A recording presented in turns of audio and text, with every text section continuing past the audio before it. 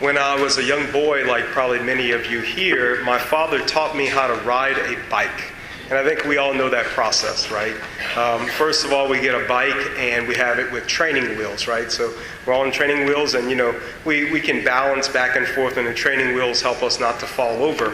And then when one of our parents, feels that we're ready, he takes the training wheels off, and then he guides us for the first time while we ride the bike without the training wheels. And we know how that goes, right?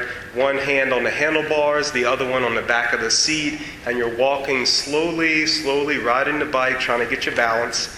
And then when that parent decides that it's time to let go, they let go, and either success or disaster happens. My brothers and sisters, when I was young, my dad was very hands-on about training me to do things. But when I got older, instead of just training me, he would just he would say, "Oh, son, I want you to go and do this." And instead of being there with me or being hands-on with me, he'd let me do it by myself.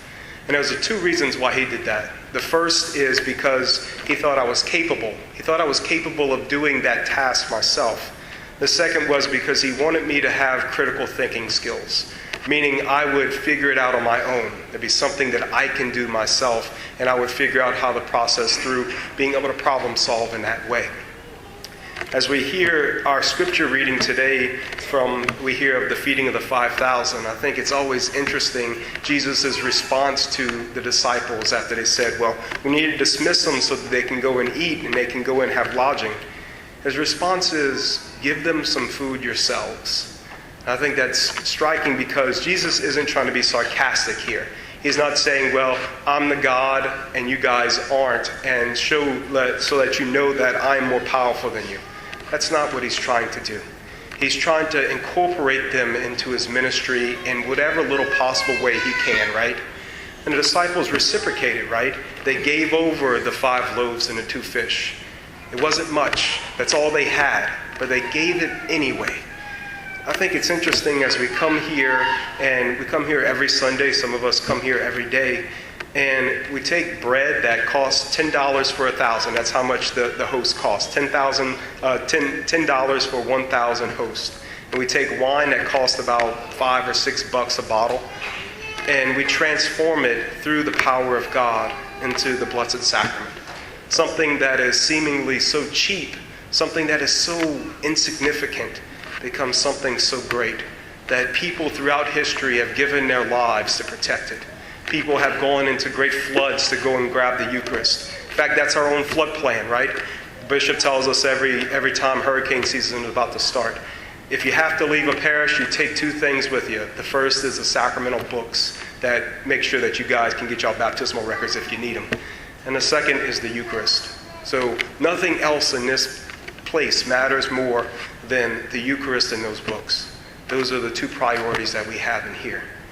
But Jesus invites us all into ministry as well, right? If we have the eyes to see it. Even though we think that our own ministry is insignificant, our own works are insignificant, they become so much powerful when they're united with Christ. Yesterday I was pleased to attend a consecration of a virgin at St. Joseph Co-Cathedral, and I was making my way back to Bourg. I went and stopped at lunch, and I had my collar on, and you don't, just because you're having lunch doesn't mean you're not a priest. And the waitress was going through some hard times, and so I just said some words. I gave her some advice, and words are cheap, right? It's just insignificant advice. But to her, those words meant so much more.